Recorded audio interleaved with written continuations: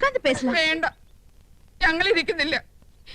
ഞങ്ങൾ യമുന റാണിയോട് ഒരു കടം ചോദിക്കാനാ വന്നത്. அவ்வளவுதானா? கேளுங்களே, நான் என்ன வேணும்னாலும் தரேன். I like you all so much. മതി, ഞങ്ങളെ സ്നേഹിച്ചൊക്കെ മതി. ഞങ്ങൾ പാവങ്ങളാ. ഞങ്ങളുടെ ഭർത്താക്കന്മാരെ ഇനി വിട്ടു തരണം. നിങ്ങളുടെ ഭർത്താക്കന്മാരാ? അല്ലെന്ന് തോന്നുന്നുണ്ടോ? എന്റെ കൃഷ്ണന്റെ പോക്കറ്റില് നിങ്ങളുടെ വളപ്പൊട്ടുകൾ എങ്ങനെ വന്നു? എന്റെ ഗോപേട്ടൻ ചെരുപ്പ് സാരിയും ഒക്കെ നിങ്ങൾക്ക് വാങ്ങിച്ചു തരാറില്ലേ? നിങ്ങൾ തമ്മിൽ ലവ് ഓഫേഴ്സ് അല്ലേ? എന്റെ നന്ദേട്ടന്റെ 5 കുട്ടികളെ പ്രസവിച്ചോളാം ഞാൻ.